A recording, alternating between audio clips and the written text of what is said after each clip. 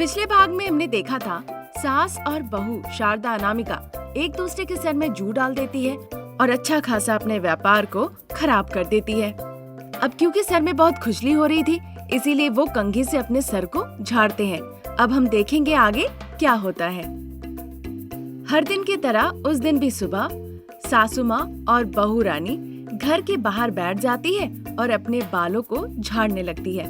उनके सर से ढेर सारे जू निकलते हैं। तभी पिता प्रसाद और बेटा रमेश एक चम्मच लेके उन सारे जुओं को हाथ से मारने लगते हैं। हर घर में सास बहू एक दूसरे की मदद करती है, एक दूसरे के व्यापार में वो सहायता करती है, पर तुम लोग दोनों और यहाँ तुम लोग दोनों एक दूसरे से बदला लेने के लिए एक दूसरे के सर में जू डाल दिए और पूरा व्यापार चौपट कर लिए।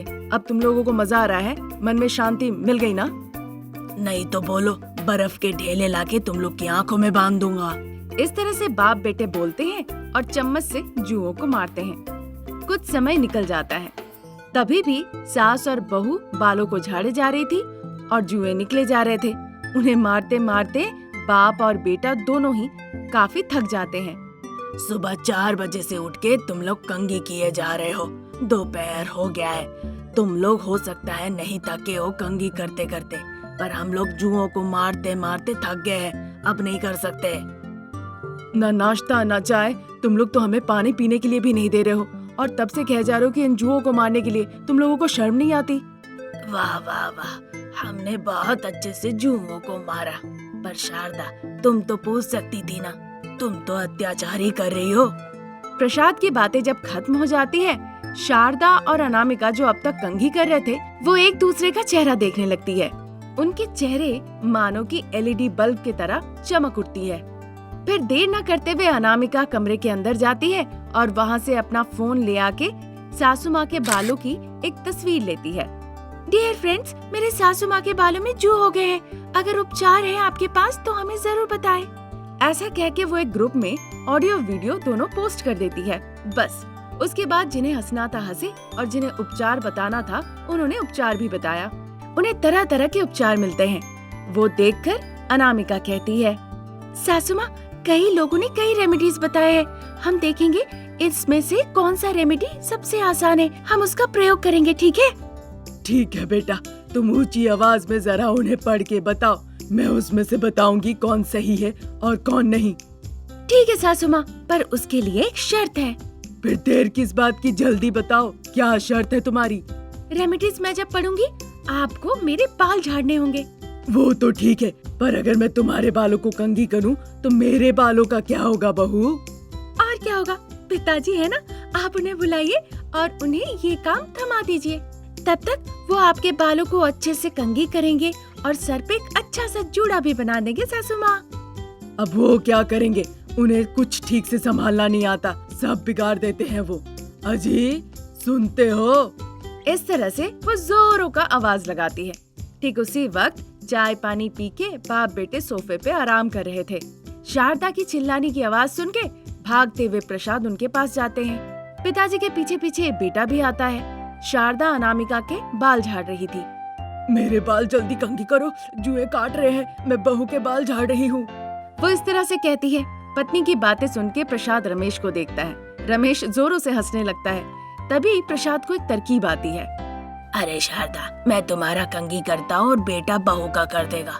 तुम दोनों आराम से रेमेडीज पढ़ते रहो। ऐसा कहकर प्रसाद रमेश को देखकर हंसने लगते हैं। दोनों बाप बेटे सास बहू के कंघी करने में लग जाते हैं। सासू माँ, जू से निजात पाने के लिए सबसे अच्छा होगा नीम तेल, बहुत अच्छा काम करता है। उसके अलावा नीम के पत्ते, आंवला, अड़हुल का फूल, शिकाकाई, मेथी, दही, इन सभी को मिलाकर सर पे लगाना होगा। कुछ देर छोड़ने के बाद नहा लेने से भी बहुत अच्छा काम करता है। अरे बेटा रमेश, जल्दी से नीम तेल, आंवला, अड़हुल का फूल, शिकाकाई, मेथी और दही लेकर आओ बेटा, मैं उससे तेल बना लूंगी और तुम्हारी पत्नी इन सभी चीजों को पीस कर अपने सर पे लगा लेगी। रमेश हाँ कहकर वहाँ से चला जाता है। आधे घंटे के बाद वो नीम तेल, नीम पत्ता, आंवला, शिकाकाई, अड़हुल का फूल, मेथी, दही सब ले आके अपनी माँ और पत्नी को देता है। शारदा नीम तेल लगा लेती है अनामिका इन सारे चीजों का पेस्ट बनाती है और अपने बालों में लगा लेती है। 2 घंटे बाद अनामिका और शारदा के सर के जू थोड़े कम हो जाते हैं, खुजली भी कम हो जाती है। तभी एक दिन पड़ोस की पार्वती आके कहती है, हाँ अनामिका, अड़हुल का फूल, रीठा, शिकाकाई, मेथी, दही तुम अगर लगाती हो तो जू कम हो जाते हैं, पर अगर तुम इन सभी को एक साथ पीस के लगा लेती हो फिर तो पूरे ही जू गायब हो जाएंगे। क्या कहती हो? अरे वाह, आपने तो बिल्कुल सही कहा है पार्वती चाची, अब तो मैं बिल्कुल ऐसा ही करूंगी। जल्दी से वो किचन चली जाती है। पार्वती हंसती है और वो भी चली जाती है। किचन में जितने तेल थे, फूल थे, नमक था, हल्दी था, सब जाके अनामिका एक कटोरी में मिला लेती है। सासू माँ जो किचन के दरवाजे के पास ही खड़ी थी, अनामिका को ये सब करते देख वो मन ही मन कहती है, अरे बहू, तुम मेरे से पहले सर से जू निकालोगी, अब देखो मैं क्या करती हूँ। जब वो सोच ही रही थी तभी अनामिका का फोन बजने लगता है। वो पेस्ट वहीं छोड़ के अंदर चली जाती है। शारदा को लगता है कि यही अच्छा मौका है। वो जल्दी से जाती है और सारे कटोरी से थोड़ा थोड़ा लेने लगती है। तभी उसे लगता है कि अनामिका आ रही है। जल्दी से वो किचन से बाहर चली जाती है। रात को सोने से पहले सास बहू वो पेस्ट अपने अपने बालों में लगा के सो जाती है। फिर सुबह होती है। अगले दिन सुबह सास बहू जब नहाने जाती है, वो बाथरूम से गंजी होकर बाहर निकल आती है। ये देखकर पार्वती खूब हंसती है और वहाँ से चली जाती है। अब शारदा तो अपनी बहू की पिटाई करने लगती है।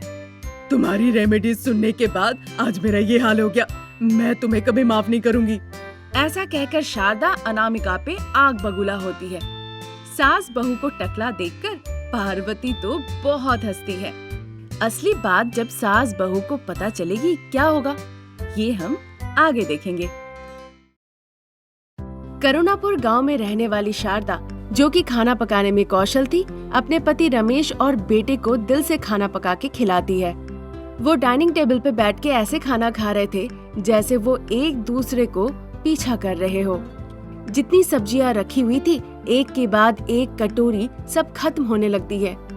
अंत में दोनों बाप बेटा मिलके ऐसे सांबर पीते हैं जैसे कि वो पाइप लगा के नारियल पानी पी रहे हो। ये देखकर शारदा हंसने लगती है। सांबर की कटोरी खत्म हो जाती है। बाप बेटा पेट भर के खाना खाते हैं। शारदा, पता नहीं तुम्हारे हाथों में क्या जादू है, मैं तो मर भी नहीं सकता तुम्हारे हाथ के खाए बिना।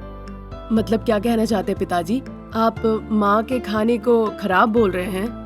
ये सुनने के बाद शारदा अपने पति पे गुस्सा करने लगती है। उसे देखकर प्रसाद घबरा जाते हैं। अरे शारदा, मेरा कहने का वो मतलब नहीं था।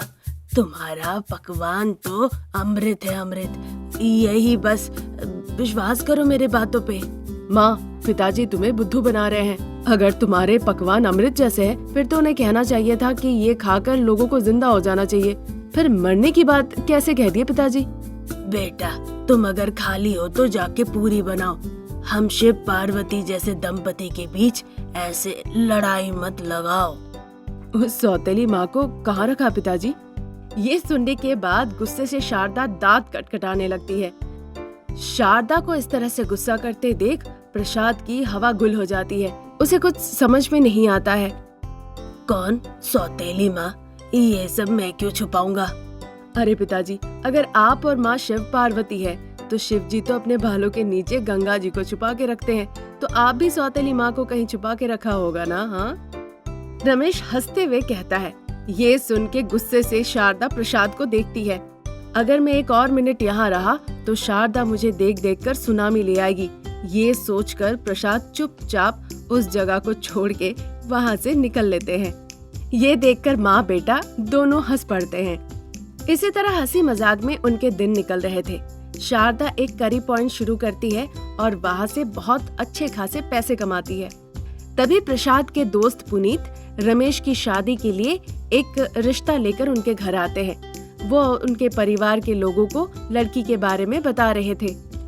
लड़की का नाम अनामिका है, किसान परिवार से है लड़की। पिताजी का नाम रघुपति और माँ का नाम वानी।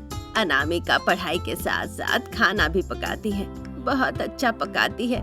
बहुत ही स्वादिष्ट खाना होते हैं, ऐसे उनके पिताजी ने कहा। बहुत तारीफ की। अनामिका और रमेश एक दूसरे को पसंद कर लेते हैं। फिर अपने हिसाब के मुताबिक अनामिका और रमेश की धूमधाम से शादी हो जाती है। अनामिका ससुराल आ जाती है। दिन बहुत जल्दी जल्दी निकल रहे थे। तभी एक दिन अनामिका अपनी सासू माँ से कहती है, माँ मुझे साड़ियाँ खरीदनी है, मुझे 1000 रुपए दीजिए ना। ये सुन के सासू माँ बहुत आश्चर्य होके कहने लगती है, क्या बहू, 1000 रुपए? तुम्हें क्या लगता है पैसे पैर में फलते हैं? तुम्हें पता है करी पॉइंट में मैं कितनी मेहनत करती हूँ। सासू माँ, आप करी पॉइंट में परिश्रम करती है और मैं घर पे परिश्रम करती हूँ। घर पे क्या परिश्रम बहू, टीवी देखती हो, समय पे सोती हो, फिर उठ के चाय पीती हो। अगर इसे तुम काम कहती हो, फिर मैं जो करती हूँ उसे तुम क्या कहोगी? अच्छा माँ जी, मुझे टीवी देखने का समय कहाँ मिलता है? अब सब्जी बना के बर्तन छोड़ के चली जाती है, उन्हें साफ कौन करता है? टीवी साफ करता है। दिन में 2 दफे अपना आती है। आपके, पिताजी के, उनके, मेरे, ये सारे कपड़े कौन धोता है? बताइए सासू माँ, साबुन आके धोता है क्या? रात के आपके आने से पहले खाना तैयार रहता है। अब आती है, खाती है और सोने चले जाती है, बर्तन भी नहीं उठाती। ये सारा काम कौन करता है? गैस स्टोव साफ कौन करता है? ये सब गृहिणी का ही कर्तव्य है, तुम्हें ही करना होगा। मेरी सास जब तक थी तो मैंने किया, मैं जब तक रहूंगी तो तुम्हें करना होगा। कल तुम्हारी बहू आएगी तो तुम भी सास बन जाओगी। इन सभी चीजों को मेहनत करना नहीं कहते। पैसे की कीमत तब होगी जब तुम खुद मेहनत करके कमाओगी। ठीक है सासू माँ, फिर मैं भी कमाऊंगी। इस तरह सास बहू में युद्ध शुरू हो जाता है। पकवान जो सासू माँ बनाई है या बहू बनाई है, उसे खाने के बाद बाप बेटे सोच में पड़ते हैं, पर तारीफ नहीं कर पाते। फिर उन्होंने लगता है कि ऐसा नहीं चलने वाला, उन दोनों के लिए अलग अलग करी पॉइंट खोल देना चाहिए। आज के बाद मैं और बेटा ना ही खाने जाएंगे और ना ही अच्छा बुरा कुछ भी कहेंगे। खाने वाले खुद ही आके तुम्हारे दुकान से खरीदेंगे। बाप बेटा इस तरह कह के वहाँ से निकल लेते हैं। दिन ऐसे ही निकल रहे थे। धीरे धीरे सासू माँ के दुकान में ग्राहक आना कम हो जाते हैं और उधर बहू का करी पॉइंट धीरे धीरे फेमस होना शुरू हो जाता है। सासू माँ को इस बात से दुख नहीं था क्योंकि उसका व्यापार ठीक से नहीं चल रहा था, पर इस बात का दुख था क्योंकि बहू की दुकान में ग्राहक जा रहे थे। फिर वो फैसला लेती है कि बहू के करी पॉइंट के व्यापार को कैसे भी गिरा के रहेगी। शारदा बहुत सोचती है। बहू के पास जाके शारदा प्यार से मीठी बोली बोलकर धीरे धीरे बहू के सर में एक जू छोड़ देती है और चुपचाप वहाँ से निकल लेती है। सासू माँ यहाँ क्यों आई थी, फिर चली क्यों गई? हो सकता है कि ग्राहक नहीं आ रहे हैं तो व्यापार ठीक से नहीं चल रहा है, इसीलिए इधर उधर घूम रही है। इस तरह वो खुद से बातें करती है। फिर अचानक सर खुजलाता है। खुजली बहुत बढ़ जाती है। धीरे धीरे सारे जू खाने पे आके गिरते हैं। ग्राहक जब देखते हैं कि खाने में जू है, उन्हें बहुत घिन आने लगती है। दिन निकल रहे थे। ये सब होने के बाद सासू माँ फिर से ताज़ा ताज़ा कहकर करी पॉइंट का व्यापार चलाने लगती है। जू नहीं, ताजी ताजी सब्जियाँ, आइए आइए। सासू माँ की ऐसी बातें अनामिका सुन लेती है। अनामिका को संदेह होता है। देर किए बिना सर खुजलाते हुए अनामिका सासू माँ के करी पॉइंट में पहुँच जाती है। वो अपने सर से 2-4 जू निकाल के सासू माँ के सर पे छोड़ देती है, जिस वजह से शारदा का करी पॉइंट भी घाटे में आ जाता है। सासू माँ शारदा और बहू अनामिका के जलन और ईर्ष्या की प्रवृत्ति की वजह से उनका व्यापार घाटे में चला जाता है। वो दोनों ही घर पे बैठ जाती है। डियर फ्रेंड्स, बालों से जू कैसे निकालते हैं? अगर आपको पता है तो कमेंट सेक्शन में जरूर बताइएगा।